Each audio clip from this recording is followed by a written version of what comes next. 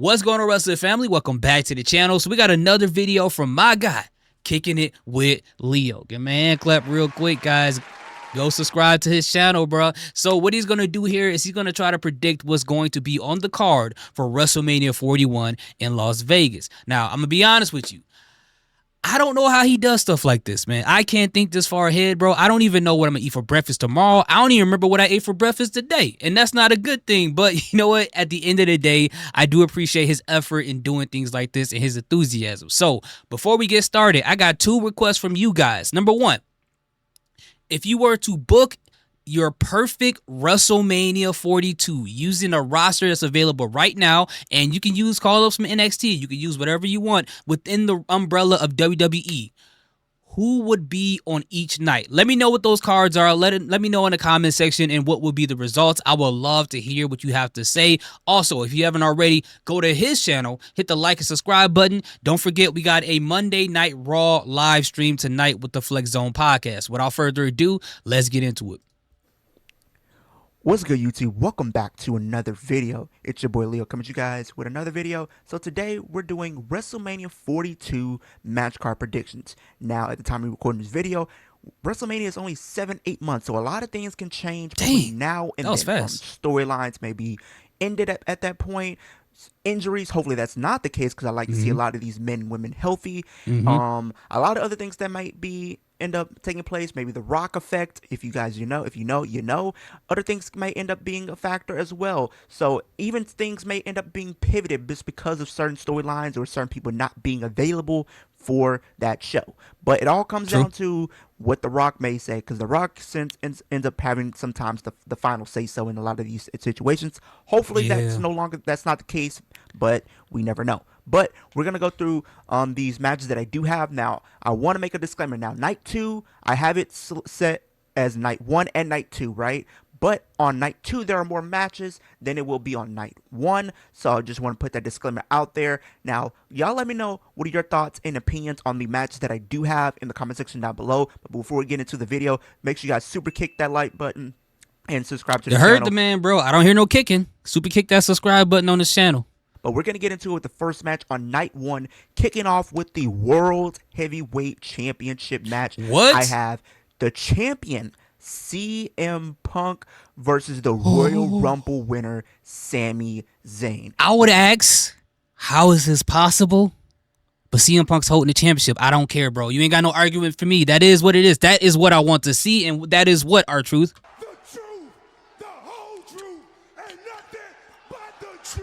Put the title back on my man for that travesty that happened to him at SummerSlam that I had to experience live, bro. I ain't never been so heartbroken in my life. But anyway, continue. Now, you're probably wondering, how is this going to happen? Well, let's backtrack a little bit. Okay. We did see a situation early in this year going into the Royal Rumble where we had a situation where we had an interaction where we had CM Punk and Sami Zayn. They were both getting ready and prepping for the Royal Rumble match. This was on a Monday Night Raw, if I'm not mistaken.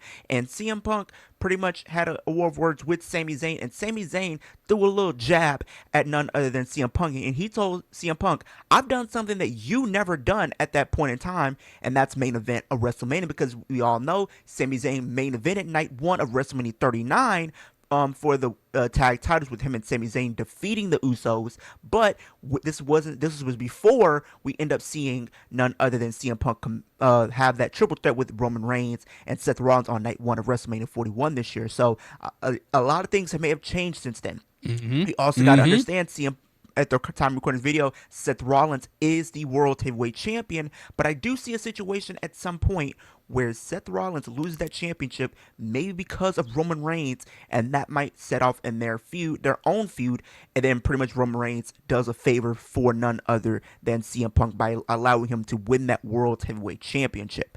Now, then you have CM Punk pretty much can throw a little jab back at Sami, because Sami has never won a world championship. We can have a situation on Monday Night Raw where CM Punk says, you told me last year there's something that I never done, and that's main event of WrestleMania. But I hear a year later, I'm doing something that you've never done. Talk to him, Leo. Be a world champion. Talk to him, Leo. We can set things up for WrestleMania, and we all know this can be a potential good match because of the the in-ring aspect of things. We saw the match that CM Punk put on with Gunther, which was a really great match, by the way. Sami Zayn, we know he's no stranger to putting on great matches as well. The match that he put on with Gunther at WrestleMania 40 for the IC title was really good. So Yep. these two are no strangers to having great matches. Now, this is the first time I think these two are competing against each other. I think we may Is see it? I think it is. I don't think they've ever faced each other. Yeah, they've never faced each other. Unless it was a house show or something, they've never faced each other. Raw. Y'all can comment down below, let me know if I'm wrong. But I would love to see this match end up happening. Not in a singles match and if it did happen. These two go at it for sure. And I think you also got to understand WrestleMania 41 this year, we had the World Heavyweight Championship open night one. So I feel like why not have these two open night one next year at WrestleMania 42. Now, the next match that we're going to be talking about is a triple threat for the Women's Intercontinental Championship. I have champion Becky Lynch defending against Io Sky versus Stephanie Valkyrie.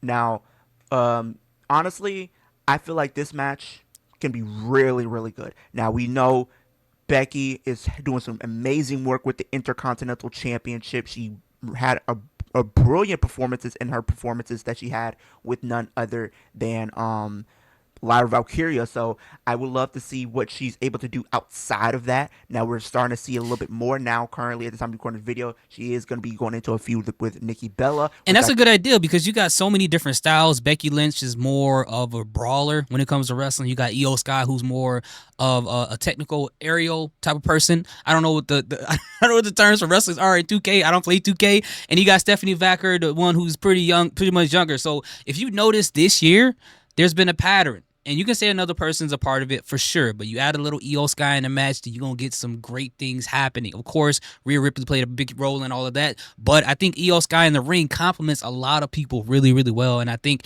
in this type of match, especially with Stephanie Valkyrie in there, I think this will be a good match for sure. I do expect her to win. I feel like she's going to be a true workhorse with this championship and what she's able to do in her run. And I feel like having her go up against some big names like that, Io, I mean, she's no longer Women's World Champion, but what's the next best thing? You could put her in there with Io and going after Becky. You could do that as a one-on-one. Yeah. But I also think Stephanie Valkyrie, you can't ignore her either. And I think this would be a great way to kickstart her career as well. We're seeing Julia on SmackDown trying to do something amazing with the U.S. title. Now, hopefully, we do get to something with her. But on the equivalent side, having pretty much building up Stephanie Valkyrie being the workhorse of the women's division over in Raw, I think that would be a great spot for her, continuing to build up her legacy, building her reputation as being a wrestler, and not only that, but as a champion, and putting her in there with two of your best workers, I think is a great way to showcase what she can really do and what her ceiling can be as a potential wrestler as well. So, what y'all think about that match? Y'all think that match gonna be fire? Let me know in the comments. I do think that is a match that I do think they could potentially pull the trigger on going into WrestleMania next year. The next match that we have is a tag team match. It's for the WWE Tag Team Championships. I have the Usos going up against the Lucha Brothers. Now, a lot of that match right there will be fire, bro. Yo, that is gonna be. By the way, I'm gonna have to wear sunglasses when when Rey Fenix come out. But if this is a match, now personally, I've always wanted to see the Usos versus the Guerrillas of Destiny. I've been wanting that for over a decade. But if this is the match that happens at WrestleMania, this match is going to be a banger. Yo, I hope this is right. I hope this is true to some capacity. Or even if they want to triple threat it and add another tag team, I'll be perfectly fine with that. But these four right here are going to cook. And that is what R-Truth.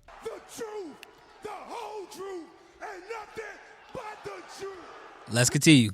Different pieces may need to happen for this match to happen because we know Jimmy Uso is over on SmackDown. Yeah. Jey Uso's over on Raw. We got Penta over on Raw, and we have Rey Fenix over on SmackDown, pretty much in a tag team with none other than Andrade. Now, a lot of things could potentially happen between now and then, so we don't know where some of these storylines can potentially lead to, but I think this will be a great way to have two of your best tag teams in history finally have the dream match that I think a lot of fans may want to see, and that's the Usos going up against the Lucha Brothers. And I think these two can actually kill it. Now, people might say, well, they're going to have to be on SmackDown. You also got to understand, with the draft coming up, we don't know when the draft is going to be, but the tag titles can always end up switching over to another brand. So people got to understand that as a potential outcome as well. But I do think the Usos and the the Lucha Brothers in a tag match for the tag titles, I think would probably be potentially match of the year, potentially candidate, if you want to be honest with honest and stuff like that. So Facts. I gotta go the Usos and the Lucha Brothers competing for the WWE Tag Team Championships. That could be a classic. Is former Judgment Day compadres, now bitter enemies, bitter rivals, if you may want to call it that. We got Dominic Mysterio versus Finn Balor in a no-holds-barred street fight. Now, I think this... Are they going to hold this off all the way to Vegas? It's going to be interesting how they build this storyline up to keep it interesting all the way there. Because it feels like they're slowly getting to the demise of the Judgment Day. They're kind of like dragging their feet on it. But at the same time, I don't mind it that much. But it's going to be interesting to see if this is the case. What type of story is going to keep the fans engaged all the way to this point? What do y'all think?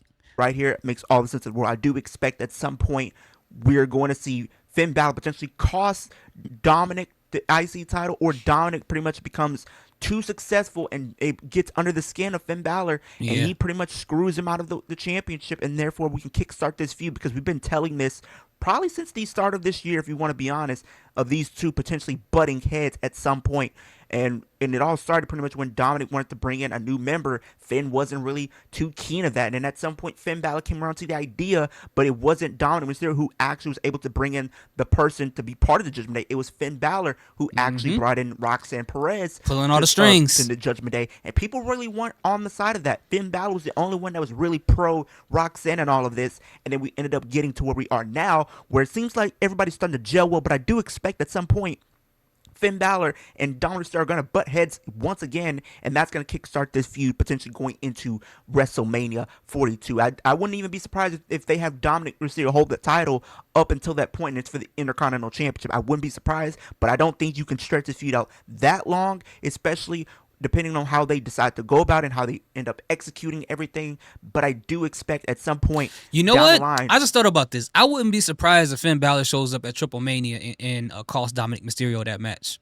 I would not be surprised if that happens. Dominic Mysterio and Finn Balor to finally go face to face. Now the next match we're going to be having is Alexa Bliss versus Charlotte Flair. Yeah, that's bound to happen. No, this is definitely going to be happening at some point in time. They are currently your women's tag team champions, but as they always say, good things must come to an end, and I do expect at some point in the coming months these two to lose their tag titles and potentially end up feuding. Now, a lot of people on paper would think Charlotte's going to be the one to turn on Alexa Bliss. We know Charlotte's history as being a heel, wanting to be in the spotlight for herself and wanted to be the focal point. But I do think with this new leaf and this new chapter that she's on as a babyface, and I'm starting to be more and more invested into what they're doing with her as a character. It is so organic, and I like it. I've never been convinced about Charlotte being a babyface, but this is working for me. And with all the stuff that happened with Tiffany Stratton, with what she said on the microphone, with Charlotte Flair, what she said in the interview, like, this feels so much more natural than what they were trying to force her to do when she came back from Royal Rumble. Like when she came back and won Royal Rumble. Now, I will say this. It makes sense for Alexa Bliss to turn. It does, right? Why ruin what's going on with Charlotte, right? And also, we got to remember, Charlotte Flair ripped up the doll, right? So when it comes to girls in a doll, they don't play. Like you don't know how many girls my sister took out when they tore up her Tickle Me Elmo doll. You don't know. You don't want to see, bro. It was a massacre. I was scared. In the ring. I think, but down the line, you have Alexa Bliss be the one to turn on Charlotte as a surprise that nobody would see coming, and we can have these two in a singles match going into WrestleMania next year. Kind of similar to what they did with Naomi and Jade Cargill this year, but do it with Alexa Bliss. And kind of like what they did with Alexa and Nikki Ash. Remember, they kind of did that storyline there. So it's very similar to that as well. Charlotte going into WrestleMania 42. The next match that we're going to be talking about is a ladder match. Now, we have a lot of names in this match, and this is for the Intercontinental Championship. We have Karrion Kross versus AJ Styles versus Rusev versus Aleister Black versus LA Knight versus Ilya Dragunov versus Damian Priest versus Carmelo Hayes versus Solo Sikoa versus Andrade. A 10-man ladder match for the That Intercontinental is Championship. I know it's a crazy. lot of bodies. A lot of That's a stuff's gonna be lot of flying bodies. with all these guys involved. Pretty They much, gon' they gonna have to set up the war games, the double ring thing. They gonna need 2 ladders, bro. That's crazy. are going to be glued to their seats potentially, hopefully, of this match happening, because there's a lot of stuff that's going to be involved in this match as Yeah. far as who's going to end up winning and all that good stuff. But I But they think did the tag match with that many people at SummerSlam, so it's possible. this is a great way to kind of get more people on the card and more people to be featured. I know if you look at the Unreal, if you guys watch that, there was a lot more things that were going to be in place as far as what the Intercontinental Championship or U.S. title could have been, as far as getting more people involved and more people to be spotlighted at WrestleMania. Unfortunately, that was not the case, but I think this would be a great way to get more people on the card and actually be able to showcase their talent. So that's kind of what my idea as far as having all these people in there. And I think you have some great names to be in this match. You have Karrion Kross, who I hope resigns. AJ Styles, who's been doing some great work. You got Aleister Black, who's in a feud with Damian Priest at the time of recording this video. LA Knight, who didn't get to make SummerSlam, but this would be a great way to finally feature him in a big spot going after another title. Ilya Dragunov, you can't. I mean, this would be a great way for him to come back and be spotlighted as well. You got Damian Priest, who's become a world champion, who's became U.S. champion and tag team champion. This is the one title that he has never held in his career, and this will be able to complete his Grand Slam as well. And you got Carmelo, who's pretty much on the path of trying to find something for him to do. This would be a great way to slot him in. And Solo Sikoa, he's formerly known as a U.S. champion. He's a current U.S. champion. Why not put him in the IC title at some point? I think that'd be a great way to have him be doing something of substance at WrestleMania. So definitely that's something I would love to see potentially happen. And we're already on our night 1 main event. This match is going to close night 1, and it is for the Women's World Championship. I have Rhea Ripley versus Bianca Belair. This match right here is going to cook. Yes. 2 of your biggest stars in your women's division finally going at it. It's a dream match that I think a lot of people wanted, myself included. I think a lot of us can agree we wanted to see that match potentially happen this year, and it was potentially in the books to happen, but at the last minute they pivoted and they ended up having Io Sky be added in and made it a triple threat, and then we ended up seeing where everything played out after that. But I do think 2 of your biggest stars from coming up from NXT, pretty much being in 2 different paths as far as their career goes, finally coming together to compete against each other for the Women's Championship. Honestly, you don't even necessarily need to have the World Championship be involved. You can have the whole story of this, pretty much who is the best person to come up from NXT and whatnot, who's the most dominant women in the women's division. This is the best way to do that.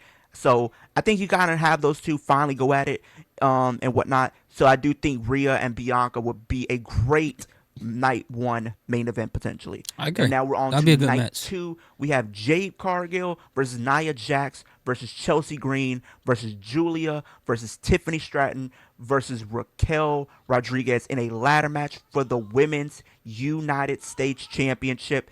Pretty much some of your biggest stars in the women's division, from Jade Cargill to Nia Jax to Chelsea, and then Tiffany, who's been elevating her career as being part of all this and being in the being a women's champion, pretty much defeating Jade and defeating none other than Charlotte at WrestleMania. Pretty much now finally going after another a goal in her career. So I think that'd be a great way for her. Raquel finally being on her own and showing what she can really do on her own as a singles champion.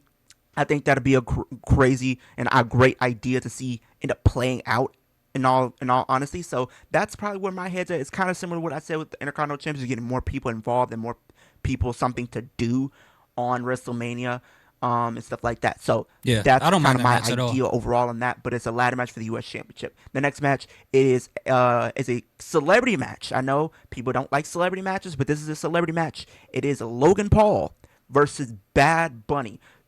Pretty much 2 of your biggest stars to pretty much become literally coming from celebrity to this would be a lot of fun, though. 2 of your biggest right there and in there. And I think you can have the story pretty much who is the best celebrity. Is it Logan Paul? Is it Bad Bunny? And I think the in-ring aspect of this can actually really cook as well. This all pretty much is predicated on what the schedule of Bad Bunny is going to be at that time. But if he's free, this will be a great option for him. This is probably one of the best things available for him is going. He should be free because he's got that. I think he's still on that tour in Puerto Rico right now. So once that's all said and done, he could be free. He could. With Logan Paul, who's pretty much been doing some stellar work inside the ring. In all honesty, I know people may have their gripes about what he does outside of the ring and all his sponsors and all of the stuff is from a business standpoint. Yeah. I get it, but when it comes to him being in that ring, he's one of the very best in that ring, in my personal opinion. So this will be a great way for him to be in something high profile without him not necessarily going after the title and whatnot. So this is kind of where my idea is and stuff like that. So definitely that's something where I have my headset as far as what we could see come WrestleMania. The next match is a fatal 5-way for the World Tag Team Championships. We have the New Day defending against Fraxium versus Street Profits versus the Hardy Boys versus Bronson Reed and Braun Breaker. Now, that would be crazy. The New Day, they're kind of doing this whole thing right now where they're kind of they're pretty much mourning the death of the tag team division. They might bounce back and potentially go after the tag titles at some point. We do know if we do have a draft, we can potentially move some of these tag teams over to kind of. And remember, Fraxium did go against the Hardy Boys on NXT, so. Fresh up the tag team division over on Raw because they desperately need it. You can put the Street Profits over there. You could put Fraxium over there. Two of your most athletic tag teams. You put them in there with the New Day. I feel like at the time of recording the video, at some point, I do think the Hardy Boys will finish up in TNA and jump over to WWE and having them have one last potential title reign in WWE before they call it a career would be a great moment for them to have as well. And I feel like when you have these matches, you want to have somebody that's pretty much the dominant force in all of this, and I think that is none other than Bronson Reed and Braun Breaker walking in to compete for the tag titles and stuff like that. So that's kind of where my idea and my creativity comes in there as far as that makes sense. But for some reason, there's a sneaky suspicion that I have that Braun Breaker, at the point when WrestleMania happens, he's going to be out of that group. He's going to be out of that Seth Rollins group, I feel like. That's just me. But given the fact that Braun Breaker was promised a chance at the World Heavyweight Championship, that they had that one promo where he was just speaking out of hand and Seth and Paul Heyman was looking at him like, what the heck is wrong with this guy? Like, y'all already know he's crazy, so why y'all looking like that? But with all that happening, it seemed like he's going to get impatient with not being able to get that World Heavyweight Championship. But that's just me. This could possibly happen, so, hey, these teams come in, and I think moving some of these people over from SmackDown to Raw to help booster up that tag team division would be very beneficial to them. So that's kind of the match that I have. The next match is a submission match. We have Brock Lesnar versus Gunther, a dream match that people wanted, and we potentially could realistically be getting. Now we know Brock Lesnar made his long-awaited return at SummerSlam, and I think a lot of people have been wondering what could he be doing. I feel like he's WWE been wanting to do this he match. Might be on his retirement tour because we know SummerSlam next year will be in Minnesota, and I think that'd be a great way to kind of have his final send-off be and everything like that, and finish up his career as a WWE wrestler and stuff like that. And I think one of the matches that you should do on his way out is doing Brock Lesnar versus Gunther. I think that's a match that people wanted since WrestleMania 39 when Gunther getting all the retirement matches, bro. He putting the end to all these careers. Was pretty much Intercontinental Champion and holding that championship for the pretty much over 600 days at that point. I think people really want to see that match happen, and now we potentially could be on the cusp of seeing that happen and become a reality. And I think having this be a submission match would be a great way to kind of bring that stipulation back, because we don't see it at all that often. No, we don't. Pretty much have the Kimura lock versus the sleeper. I think that pretty much this match sells on its own just because of the dream match aspect alone. So I think that is something that I would love to see potentially. But will Brock be okay with losing? Finally, for sure. The next match is a fatal 5-way for the women's tag team titles. We have Naomi and Bayley versus the Kabuki Warriors versus Secret Harvest versus B-Fab and Michin versus the Bella Twins versus Natalia and Maxine Dupri. It's really about to be multi-mania. Okay. I'm not mad at it, though. I'm not mad. The more people, the better the wrestling. I'm happy with it. Now, this pretty much, I feel like Kabuki Warriors are going to probably be tag team champions at some point. Secret Harvest gives them something to do because they've been getting more and more TV time. Gives B-Fab and Michin something to do, and pretty much gives the Bella Twins an opportunity to compete for the tag titles, something that they've never been able to do.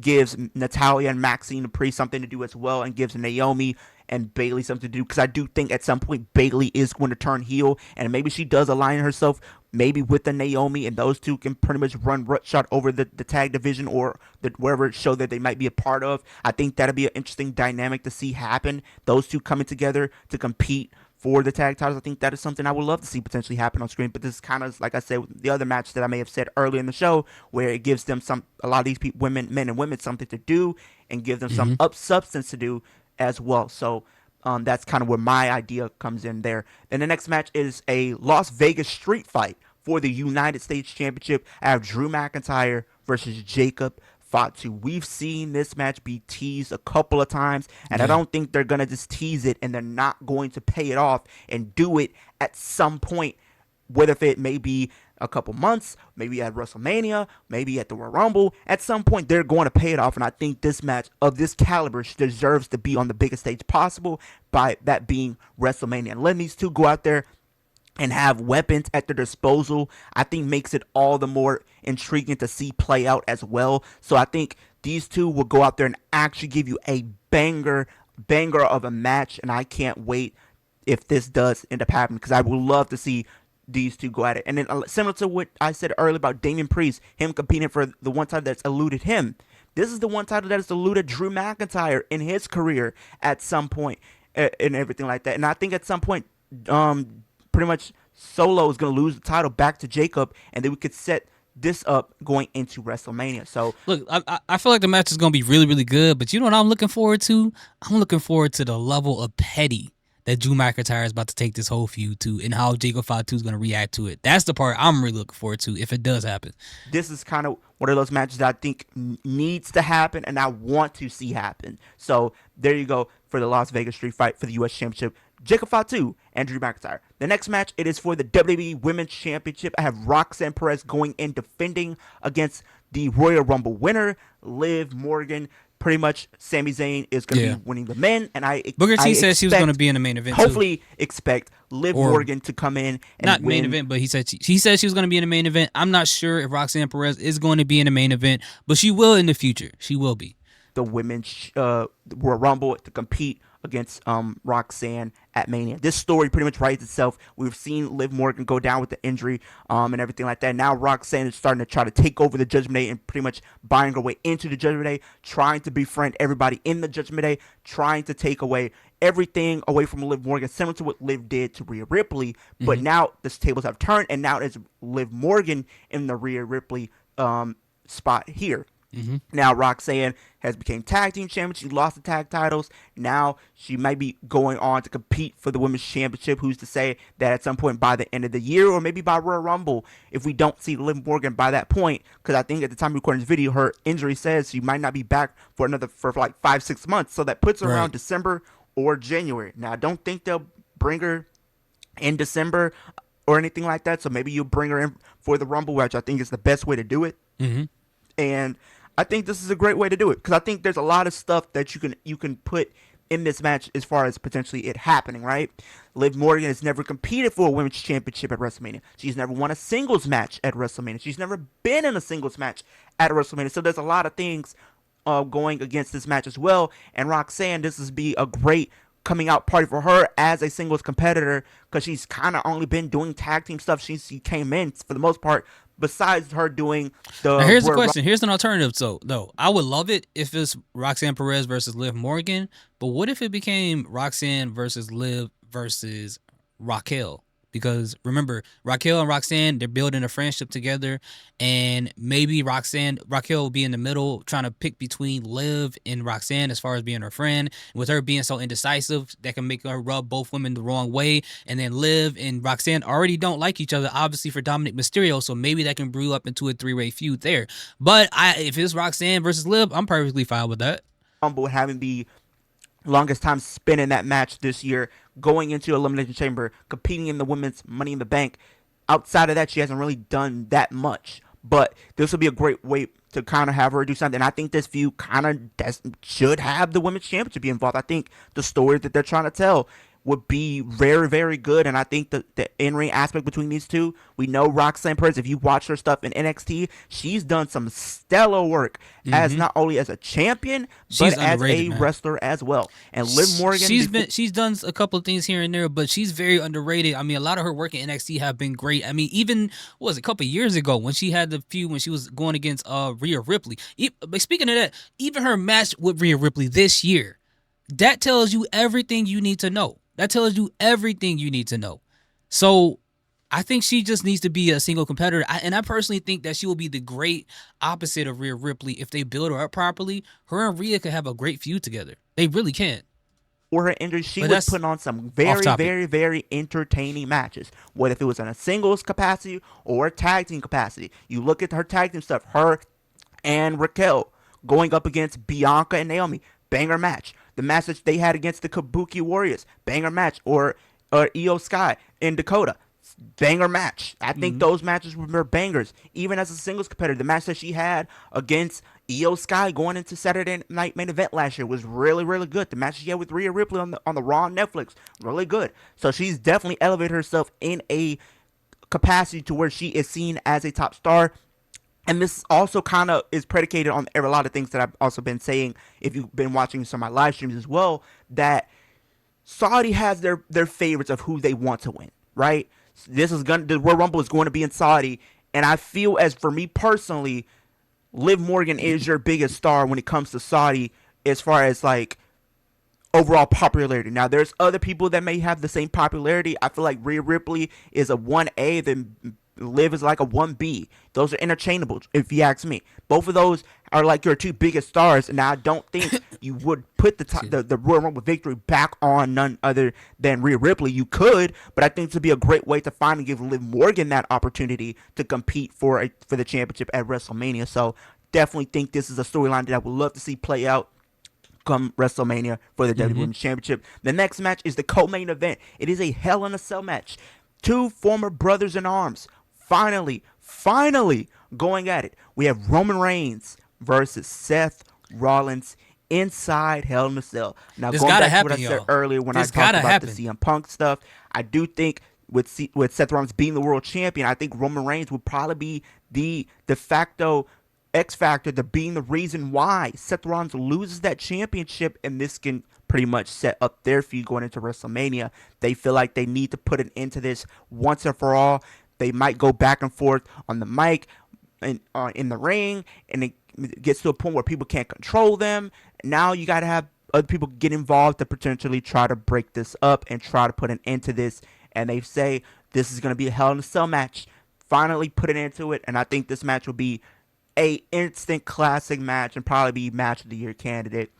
Finally, I think this finally is a match you can finally put on the card. This is a match that I think a lot of fans, myself included, want to see happen on a WrestleMania. I thought it was a potential possibility they would have done it this year, but that was not the case. But next year, I think this will be a great way to finally capitalize on that and finally give us the conclusive ending to this historic feud. So, especially with the rumors of Roman Reigns potentially stepping away from WWE soon. I don't know how true that is, but if there is any truth to that, then it would make sense for them to finally have this match happen. I do have Roman Reigns and Seth Rollins on my card. The next match that we're going to be talking about is the main event of night 2. We have Randy Orton versus Cody Rhodes for the WWE Undisputed Championship. Now, I do have Cody Rhodes going in as champion, and I have Randy Orton potentially win the Elimination Chamber or something along the lines of that to potentially get the opportunity to compete. And I do think Cody Rhodes will go in as a heel competing against a babyface Randy Orton. I think a lot of people would expect this to be Randy Orton as the heel, Cody Rhodes as the face. But I think having something you wouldn't see, quote unquote, coming and having a swerve happen, I think this would be a great way to do that. Having Cody Rhodes go in as the heel and Randy Orton being the babyface. Because I feel like Randy Orton's in the same situation as John Cena, where he's at the career where people really don't want to boo him. People want to cheer Randy Orton just the same way as they did with John Cena. Nobody really wanted to boo John Cena just because it's his retirement tour. Nobody wanted to do that. So I think and I know this match is going to be a banger if it happens, obviously, because what we saw at SummerSlam between John Cena and Cody Rhodes. But we got to remember, since the beginning, since Cody Rhodes came over to SmackDown, he gave opportunities to Kevin Owens for that same championship, and Randy Orton kept looking at that belt since, I think it was, what was it? Was that Night of Champions when they had that triple threat match when it was Cody and Randy versus the Bloodline? But whichever way, Randy could be at the point like, hey, I've been here this whole time. You never gave me an opportunity to go after that title. And that could start some issues between the two. And, Cody Rhodes somehow, some way can end up being the heel, as Leo said, in that situation. So that'll be interesting to see at WrestleMania. Situation, the same thing with Randy Orton, where people don't want to boo him. So I think the best way to do this is either you have Cody turn heel, or you have a situation where Cody, it becomes a little bit more edgy, where he's a little bit more edgier, like how he was with Kevin Owens. You can have that aspect of his character. Do what you did with him and John Cena going into SummerSlam. When he tried to kill him with that, he tried to kill. He really didn't want us to see John Cena. Like, he really didn't. He tried to kill that man. A little bit more edgier going into that feud just because of the history that is involved, going back to their legacy days and everything like that. Finally paying off at WrestleMania going back to legacy. In the Night 2 main event. But those are my WrestleMania 42 predictions. Comment down below. What are your WrestleMania 42 predictions in the comment section down below? Do you guys agree with a lot of the matches that I do come up with? Do you agree? Do you not agree? Let me know in the comment section down below as well. On the road to 2,000. Ultimate goal is 10,000. That's the ultimate goal we're trying to reach. So if you guys haven't had the opportunity, subscribe to the channel. If you guys are new, super kick that like button, super punch the notification bell. Send the time post a new video, where's a reaction video, rant video, live stream, any type of video. You can be a loop of things in our Do Driver video, and spirit the subscribe button. Takes 3 seconds out of your day. Do those 3 things for me. Hustle and regression my channel as well. But with that being said, hope editors are a great day, great rest of your week. Have a great weekend, and I'll see you guys in the next video. Yo, Leo was spitting those last 2 seconds, bro. He should do it. He should work at the auctions, bro. I thought I was talking fast, but anyway, great video, Leo. Another great video. You know what it is? I think it's because he has that 2K brain. And I'm not saying that in a bad way. I'm saying because he plays WWE 2K. So there are a lot of people that do play that. Their mind is like always about booking. It's always about booking something, booking the next thing. What's the next match they want to see? And there's absolutely nothing wrong with that. And maybe that's why. Maybe I need to just take some more supplements and play more 2K. I probably could think about stuff like that. But guys, let me know in the comment section. Was this a great card for WrestleMania 42? If not, if so, actually, you ain't got to let me know. Go to his channel and tell him. Okay, I have the link down in the description. Thank you guys for sitting and taking the opportunity to listen to the both of us. I appreciate each and every one of you guys. And as I said before, we got a WWE Raw live stream tonight with the Flex Zone podcast, kicking it with Leo, Wolf from Wolf Den podcast, myself, and who else is going to be there? We're going to have some random guests there. So anyway, thank you guys so much for watching. I appreciate each and every one of you guys. I got to get something to eat. Salute, peace, have a great day.